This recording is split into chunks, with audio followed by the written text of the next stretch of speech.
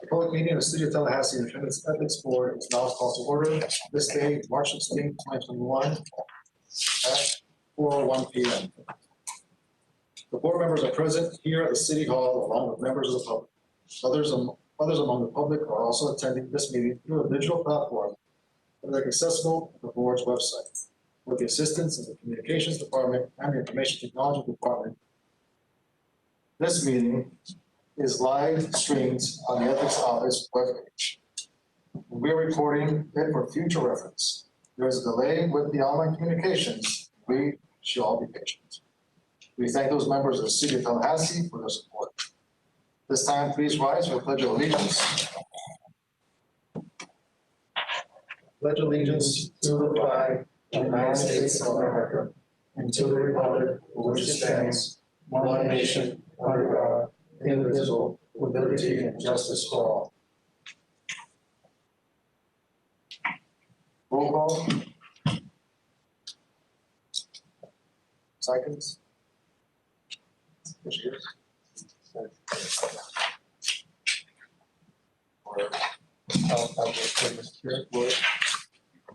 Roll call. Carlos Ray. Present. Gwen Graham. Here. Brian Smith. Here. Ernie Payne. Here. Ruby Barr. Present. Kristen Costa.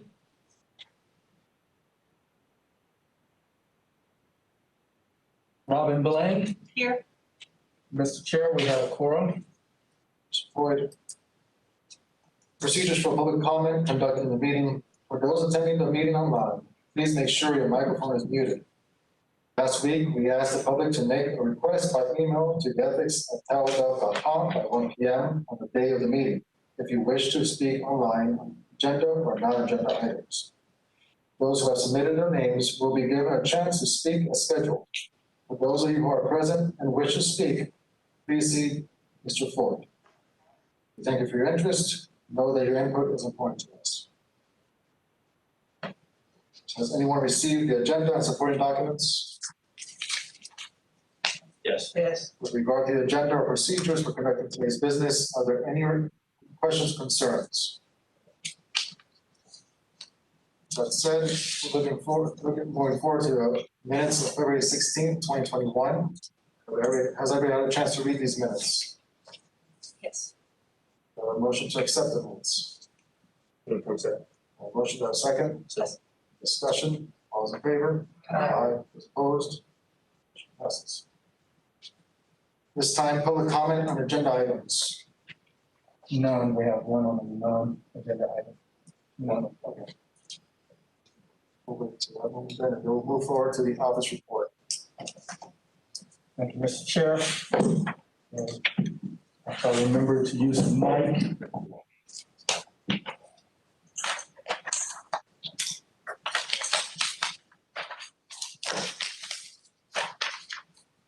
We received the summary of activity by the ethics officer and by me in particular. I'll highlight that I conducted 3 training classes for new members of the City of Tallahassee, or new employees. As we alluded to last time during the same period, we had a meeting with the IG's office on whistleblower, which we discussed at the last meeting. We had a meeting with the city treasurer on the lobbyist language, and we agreed to have one more meeting before we report back to the board, and which we are planning to do at the next meeting. So the next meeting will include an agenda item on the lobbyist language and allow us to hear their feedback and move forward. One of the things in the agenda item today, we met yesterday with the Miami-Dade Commission, their ethics commission, and part of the reason for doing that, we'll explain when we get to that agenda item. One of the things that I addressed during the last period was a conflict with another board. Apparently we used the same equipment. I'm happy to say that they heard my cry. I asked them to consider us and try to end their meetings in time for us to use the same equipment so it could be live streamed. And they made a conscious effort to do that, so we appreciate that.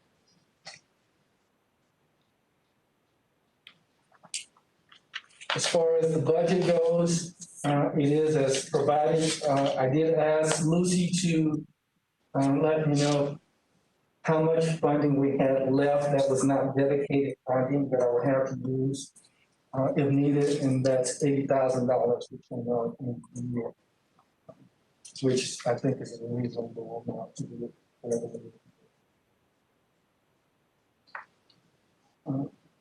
we need. Any questions about the budget? If not, on the monthly issue tracking, one was to report, just to make it public, that at the 210 probable cause hearing, the board heard and found no probable cause on case number 2020 CE-944B, and that one was closed with the final order. On 210-2021, I received a complaint as such via the hotline. They were actually looking for the state ethics office, so I provided that information. I recommend to the board that that be closed. On 3/1/2021, I received a call on the hotline. This was a request for assistance with child support. They were actually looking for the state ethics. Also, frankly, they haven't returned my calls, and I've tried from that point to this because they haven't returned my call because I was not their source. I recommend that we close this one also.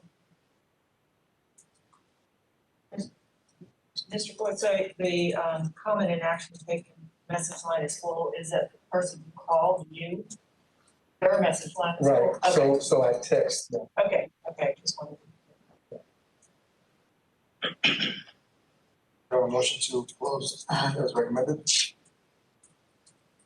So moved. Motion for a second.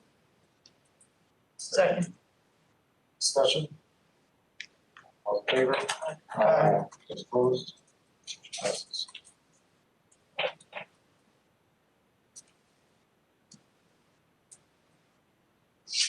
Moving on to old business. So, Mr. Reed. Yes, Mr. Chair, members, this is the issue we discussed at last month's meeting regarding changing the timeline for self-initiated file complaints. It was the board's wish that we change the time for from 20 days, 20 calendar days, 10 business days. We also provided language based on this board's direction to provide 15 days from receipt of notice to the respondent where they can provide a written response, and failure to do so would constitute a waiver, and we could proceed to probable cause hearing.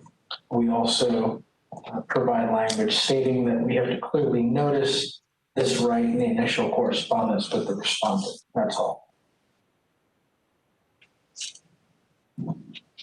Discussion on the recommended changes.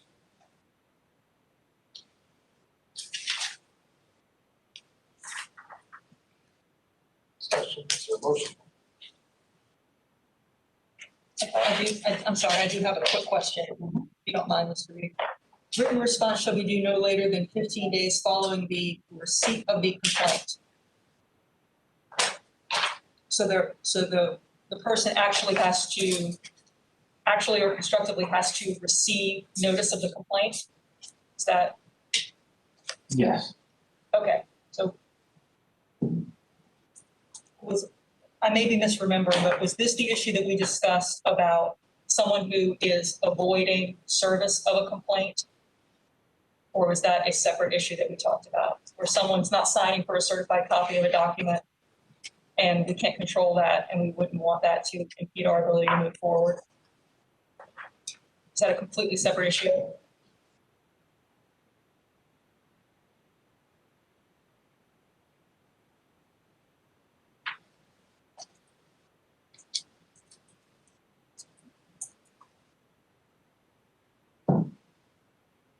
Fall into that same section. I guess I didn't get that because I know we had talked last last month about how do we establish the time, and we talked about the post office about being slow, especially recently, just why we did it from the date of receipt. And I think it's certified where we track each time when it's received. But I think that your question is what if somebody's avoiding service? How do we remedy that? That's not addressed here. Okay, well, I understand what we're trying to do here, and this is to favor, this is to solve the issue of someone who isn't getting notice. So I'm fine with it, and I don't want to create a problem if we don't have one. But we're going 15 days from the receipt, and so it assumes that the person actually receives a copy of the complaint, and then if there is not a response, then that's the waiver. Yes. Okay, got it. Okay, I'm fine with that. Thank you. Is there a motion? We're just on first reading? Bylaws require 2 readings, our procedures only we can do 1. We'll get it done.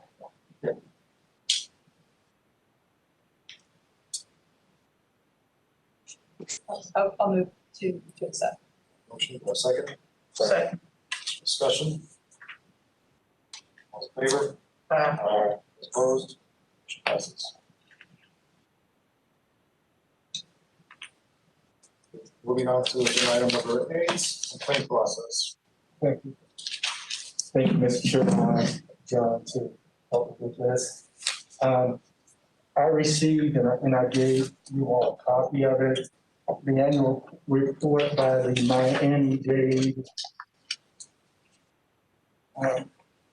Commission on Ethics and Public Trust. I received that in the mail, and as I perused through it, I saw that a lot of their processes were similar to ours. Taking into account they've been around since the 1990s, I thought it would be healthy for us to inquire about their processes, just as a matter of, going from the perspective, what is it, are we doing well, and what is it that we can do better? And there's probably some things that we do better than they do, and some things that we could learn from them. We had a discussion with their executive director on yesterday. One of the things that, as an example, one of the things that they talked about was anonymous complaints. We asked, how do you handle anonymous complaints, and as opposed to sworn complaints, because they can self-initiate complaints also. In that discussion, what they share what they call a small C for small complaints, and what they call the big C for sworn complaints. And I'll give us a minute. Vice Chair. Their chairs.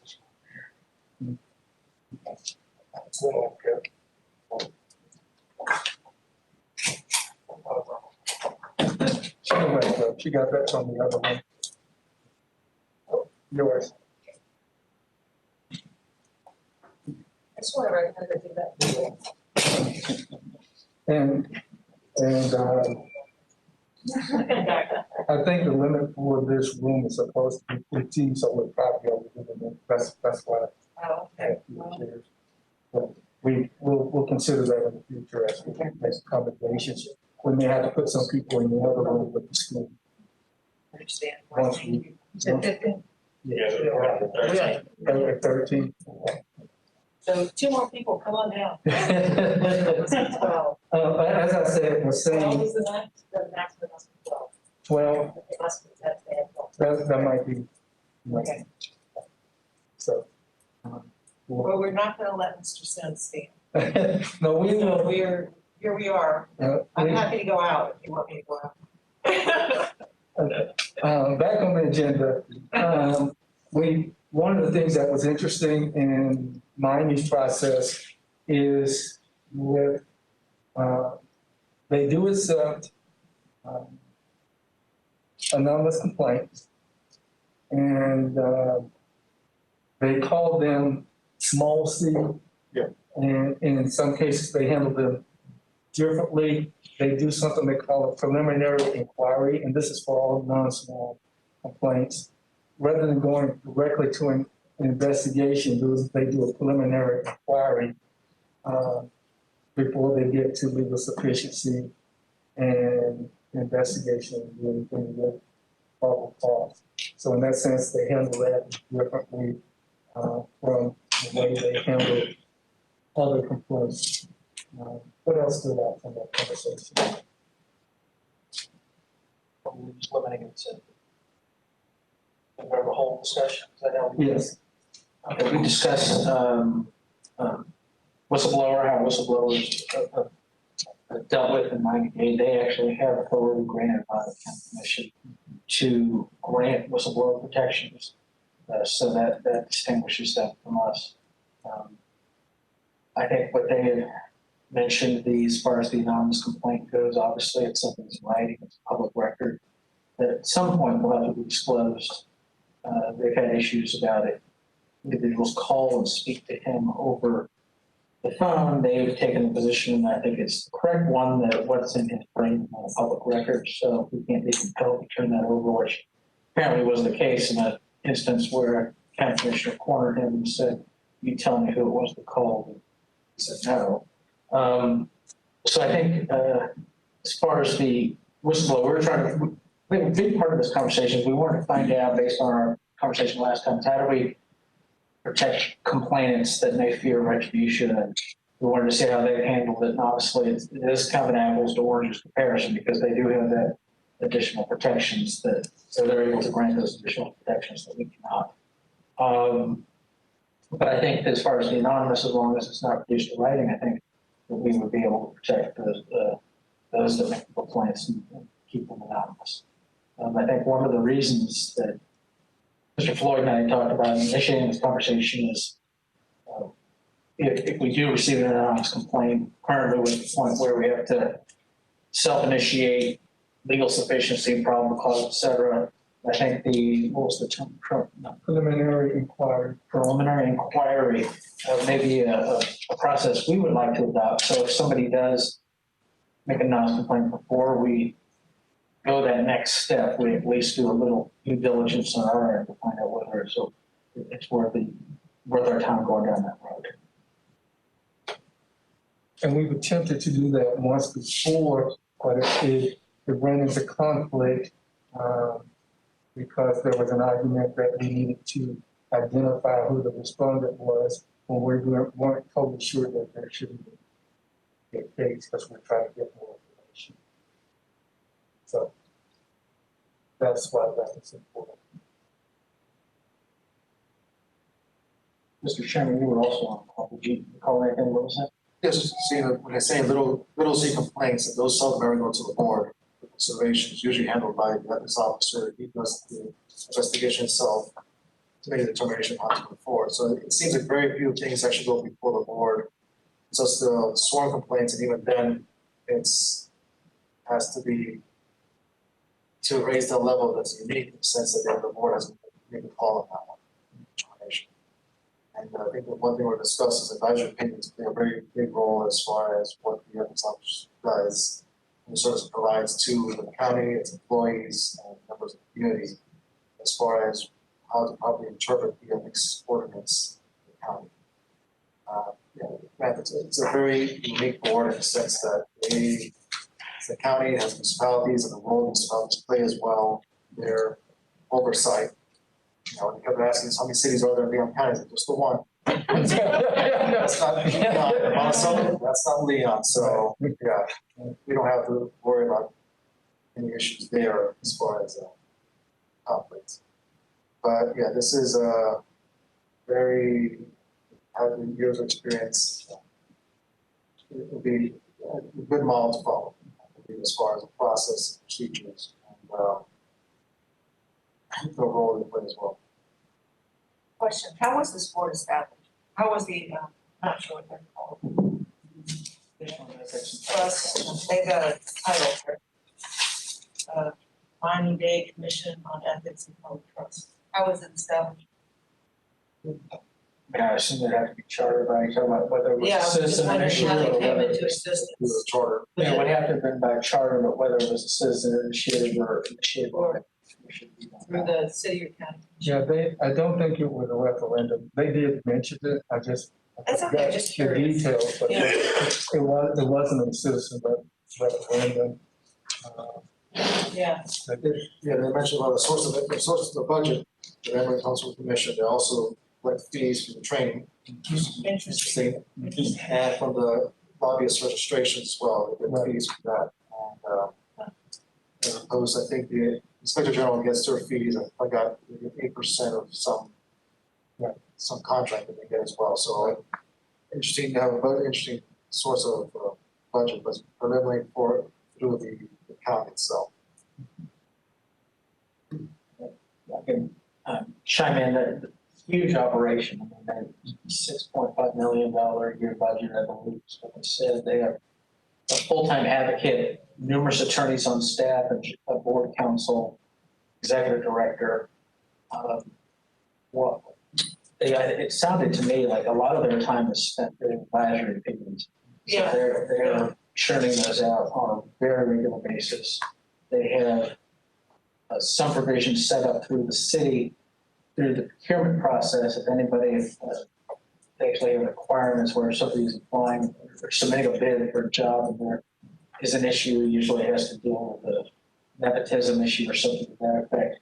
They're required to include an advisory opinion from the ethics board with the bid. Interesting. So that was something that was, I found to be kind of unique.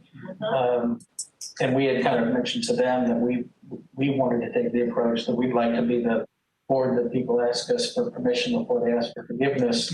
How can we do more of the advisory opinions than we do the complaint process? And but they said they have this automatic trigger that they are going to use that brings that in.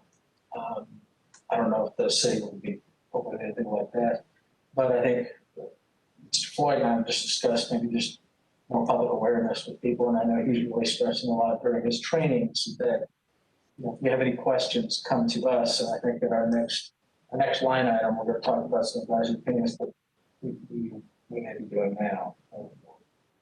Yeah, the last part on what they do with advisory opinions, what the executive director recognized, and I now recognize, is that he was doing a lot of informal advisory opinions.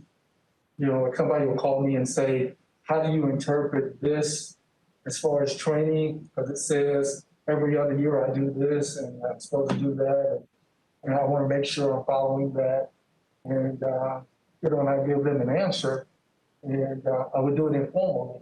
And he was saying it would be good to make those formal rather than just formal process. I had a similar idea to theirs, which they post theirs, advisory opinions on the website, which is something I want to do, we just didn't have it.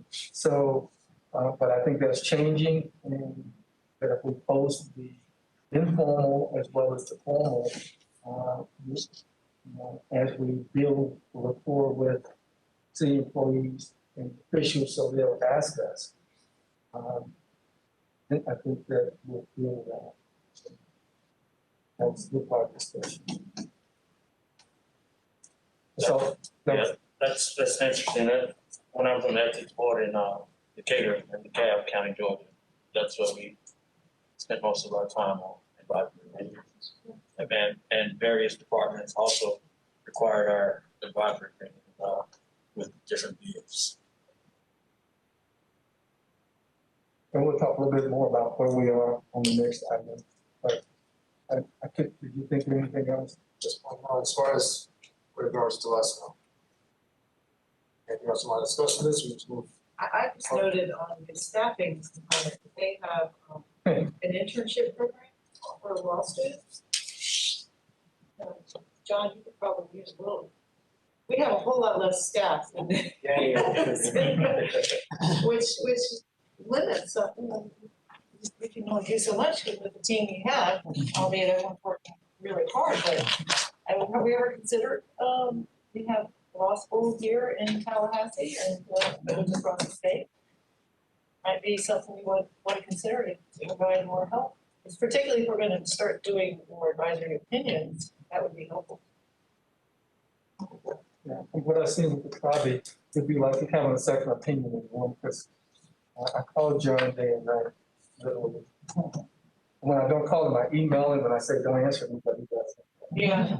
In fact, he did that. Yes. But the law school has a very robust estimate, so probably be down there. Yeah. We have 2 slots in the city attorney's office, they're not always filling, so land use expert. They probably 3 options for, fall, spring, and summer semesters.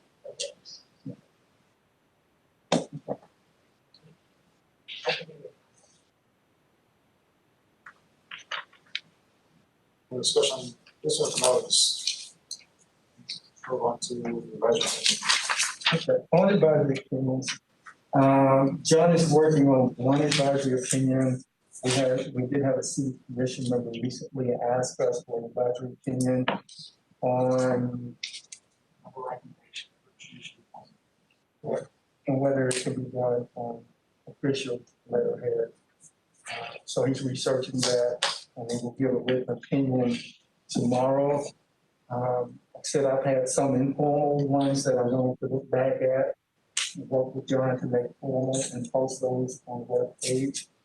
We've had a discussion about what you all addressed in the probable cause hearing today on when it is appropriate or not appropriate to give the kind of support that our city officials are giving to small businesses. And whether it can be done, it's okay to be done on a web page, on their personal web page, or city, their official city commission web page. So something like that would be a good advisory opinion, since it's something that recently come. Yeah, I can piggyback on that. I think that is issue we dealt with earlier today. We dealt in past probable cause hearings is the misuse of position ordinance.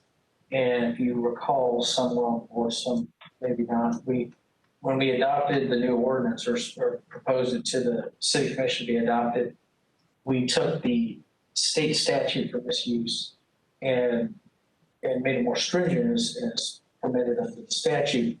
But during the process, we removed the term corruptly from the definition of misuse. And we placed it with known or should have known into the language. I'm finding that to be somewhat problematic, and that's part of the reasons I brought to Mr. Floyd that I think we need to probably do an opinion here, because the term corruptly brings with it wrongful intent. I think, as we discussed earlier today, the action taken by the city commissioner was done, I think, for admirable reasons, especially as businesses are suffering during the pandemic. And it wouldn't be applicable under the old definition. Under the new definition, I think we may have cast on that maybe too wide, and we may want to just reevaluate that. I think this is the way to go about the process. I think it would be trial and error.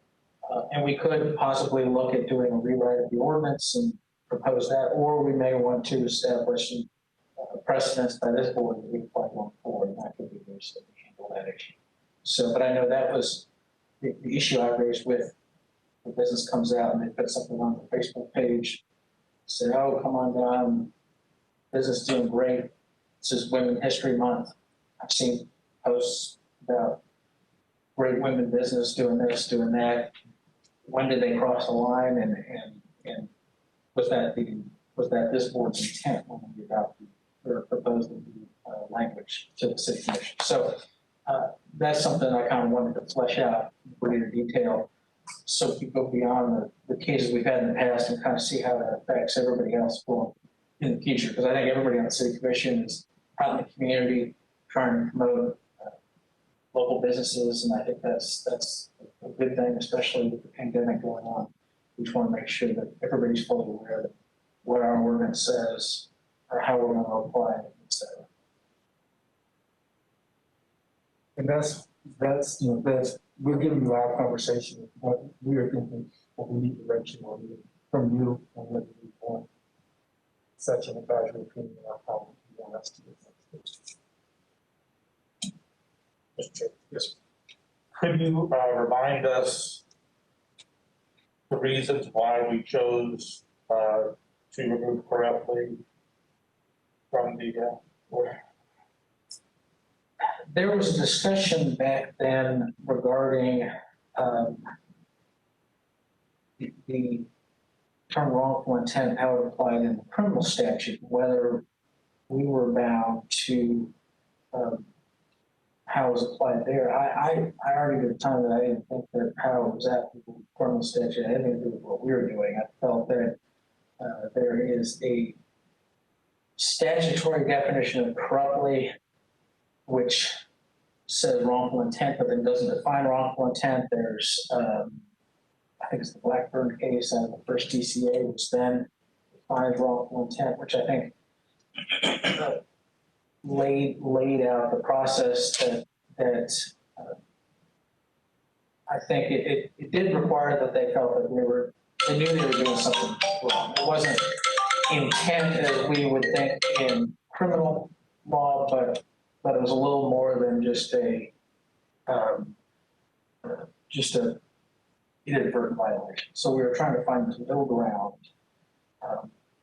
and that's why we agreed on the known or should have known, because we felt that didn't go, it didn't open the door wide enough as what we felt the state statute was, but we also didn't close it so much where city commissioners or staff couldn't do anything at all. We may want to just reevaluate how far we want to go. As I remember, there was an issue of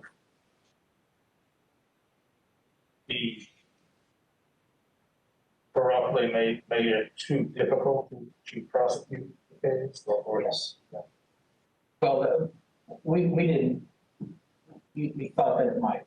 We don't know whether it would or not, because we had to compare it against, but I think that was one of the concerns, is that are we making our jobs more difficult on claims now? That the concern is, are we now making it too easy to go forward? I think we just need to find out where's that little point. I'm gonna ask a naive question, sort of. If you had corruptly, could you define what you mean by corruptly in the ordinance?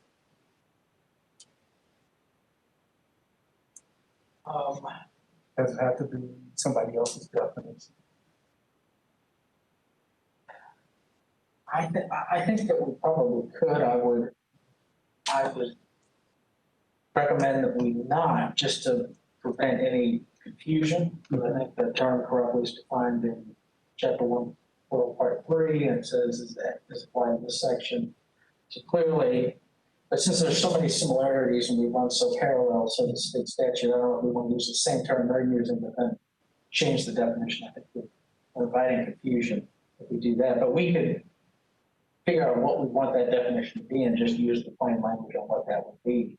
And I think that was where we did the known or should have known, is we said, okay, well, corruptly, I think what we did is we said what we felt the courts had defined corruptly to be, and we pulled it back just a little bit, what we thought was a little bit, we created the known or should have known standard. And we may want to keep the known or should have known standard and possibly say there has to be a special benefit of something beyond a nominal amount. Or there needs to be some malintent involved. Not being done for good, but being done for bad, essentially. And those may be ways that we could keep the standard we have now, which we felt was the right way to go. But essentially say we don't want to harm those that are just doing their job. Mr. Chair, if I could suggest that John provide some options for us. The next meeting that we can consider. I remember this conversation very clearly. And I think part of the confusion is when you hear the word corruptly, it sounds really bad, right? I mean, someone who does something corruptly, but if I remember correctly, refresh my memory, I don't know how long ago we had this conversation. It was corruptly was actually, we actually broadened, our language actually brought in more than corruptly would have. Is that correct? Yes. I mean, yeah, okay. That's what I remember, so. And Mr. Chairman, and I think I may have sent you, those who are maybe new to the board, I know I wrote a pretty extensive memo on the term corruptly and what it means, Yeah. what the case law was. I can distribute that to the board again in refreshing recollection. Yeah. Actually, correctly is narrower than what we actually put into place. Yes, That's what I remember. Okay, yeah, that would be great. And then let's talk about this, but then, if it's okay with the board. Go ahead, John. but then the first DCA kind of broadened it. So I think first DCA, I think got a little generous with the language and kind of really stretched it out the best they could to give the Commission on Ethics a little more teeth. Uh-huh. Well, if you don't mind, the next meeting, we can, a little more information, we can have a conversation about how we want to proceed forward. I understand what the issue is now, and I remember what our issue was. Yeah. When did we consider this? In the summer of 19. Yeah, but I'm just wondering when we had this conversation, trying to summer. Summer of 2019. Pre-COVID. It's almost a year. Everything's now pre-COVID. Yes. All right, thank you, John. More discussion, advisory opinions, any questions? Can we skip to agenda item 9? No, that is advisory opinions. We discussed it. Annual training. Mine's different. Oh, you have a different thing? I'm looking at far this year.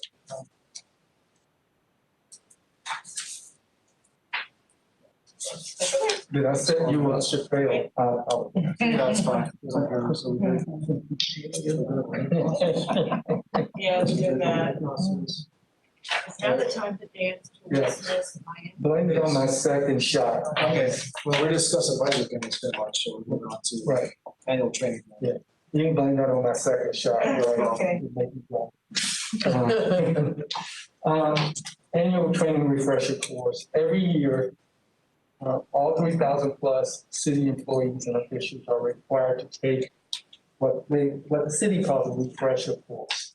It aligns with the requirements in the ethics code. And for the past 2 years, the city has been paying an outside source to develop and deliver the training when it was intended for the ethics officer to provide the training. And I view it as an opportunity because it's an opportunity to reach employees, whatever we want the message to be. I created a course, I didn't have a lot of time to think about this because I've just been busy, but I am creating a course called Building Trust Through Ethical Behavior. And I gave you examples at the beginning of it, the introduction and the first module. It will basically cover the ethics code and related policies, personnel policies, and something on social media. And it's built around scenarios. And I just want to make you aware of it. If anyone wanted to have or give input, let me know. If you want to be a subject matter expert, as it is called, and to review what I'm writing and give input into scenarios, content. I'm going to ask John to read most of it to make sure that what I say is legally accurate, especially interpreting scenarios. It's very important. And I've already started working toward next year's course, which is going to address perception.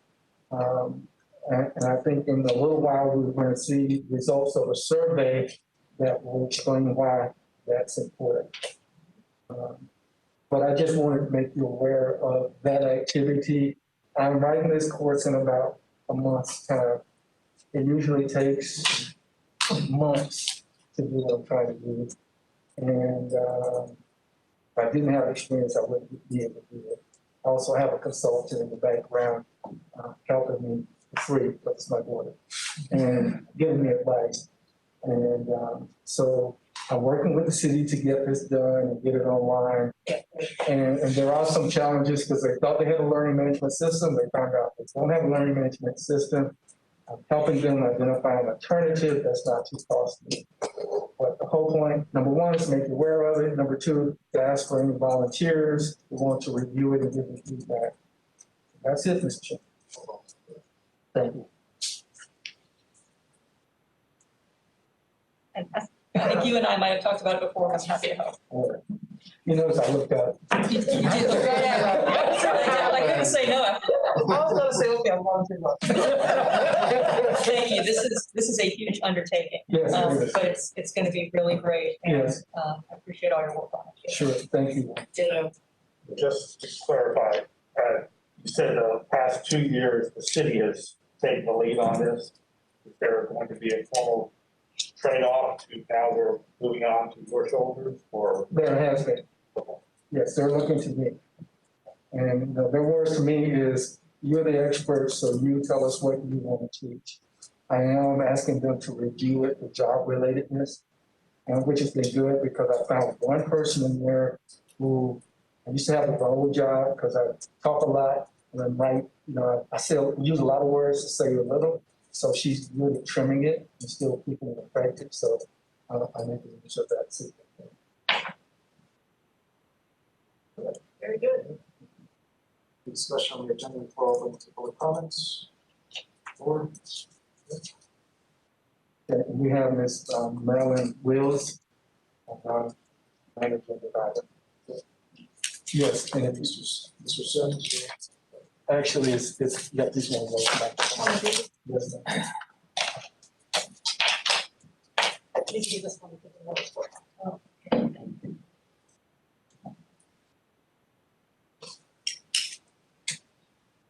Don't have to.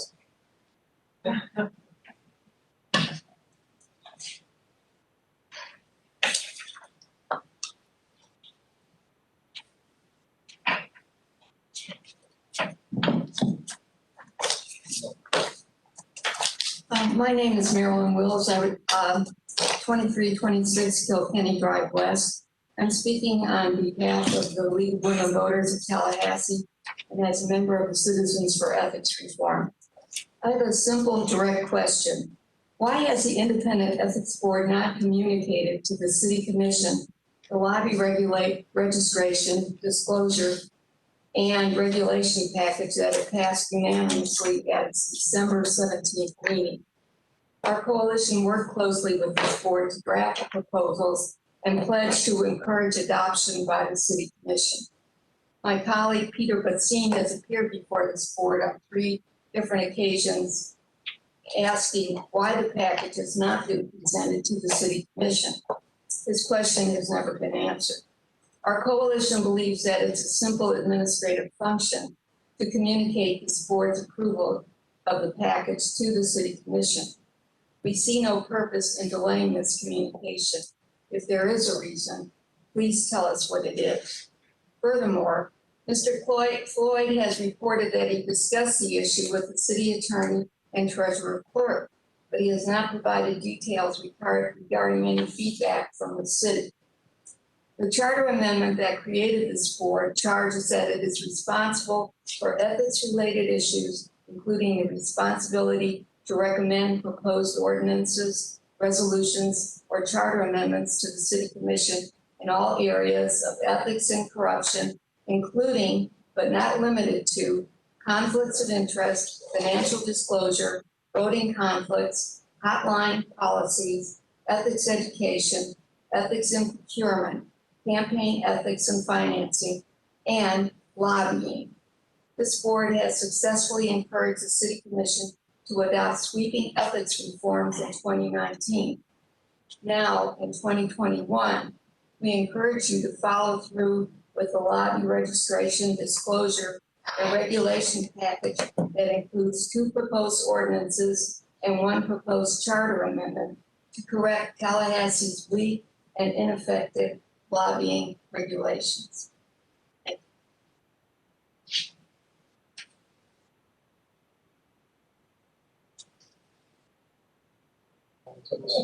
No, I think I spoke to it earlier.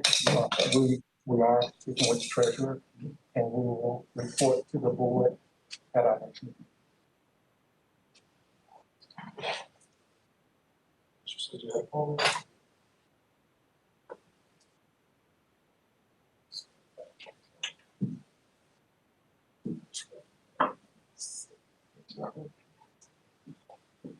My name is Sam Sims. I'm at 1320 Avondale Way. I apologize for being late. So it's on item number 8, the complaint process. And with my personal experience in filing complaints, and now that we have our Inspector General on, I'm noticing, or I've become aware of inconsistency in the process in which claims are investigated. When individuals come to file a claim, they are very vulnerable. It takes an amount of courage to come across and file a claim against a government that has $700+ million annual livelihood if you are a city employee. So if a plaintiff requests that the interview be recorded, that should be an option. Another issue that I have a concern with, if HR refers to the city attorney, that's like the chicken checking with the fox on advising a case. And that puts the complainant at a disadvantage, especially when we have revamped our whole system of investigation. So I'm asking you as a board to look broad, because we brought on an Inspector General. We have more players on the field. He has wider reach.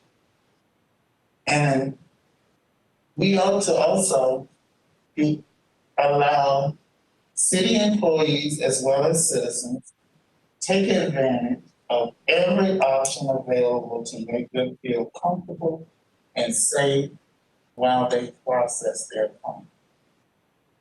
I know for sure that HR will not record you, even if you request it. And the reason I find a problem with that, because when the findings come out, they do their findings based on what you said.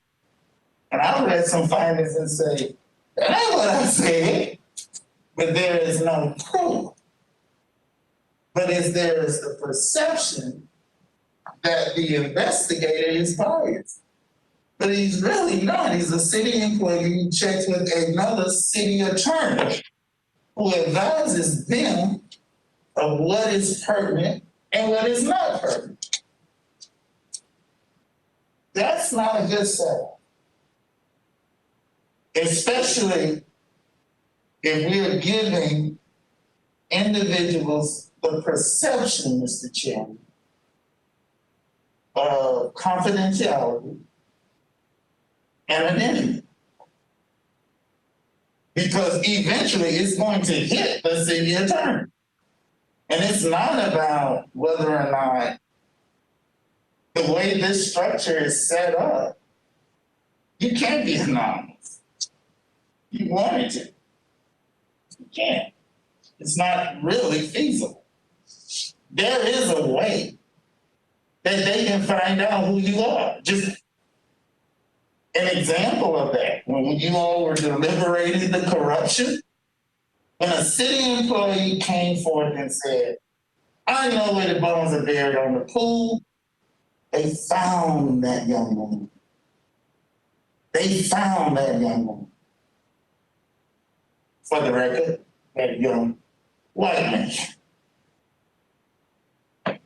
So it is your charge as an independent ethics is to evaluate these things, these processes, to create policy, to protect us. Because as election gears up, it is already getting dirty. You know, I'm in that field. So I'm very happy that this board is being very proactive and clearly defining what's acceptable conduct and what not acceptable conduct. But I am strongly asking this board to really look at the complaint process, not just your complaint process, but HR's complaint process, the Inspector General's process, and evaluate those processes and look for where the complainant is vulnerable. Thank you for your time.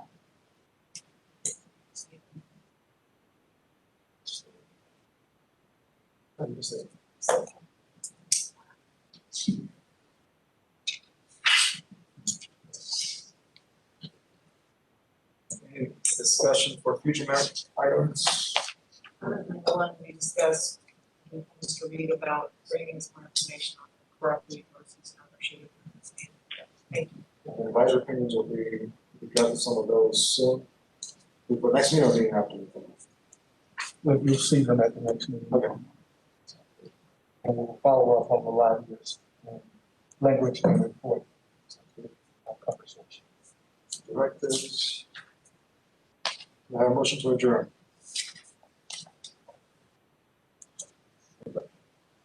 So Motion second. All in favor, aye. y'all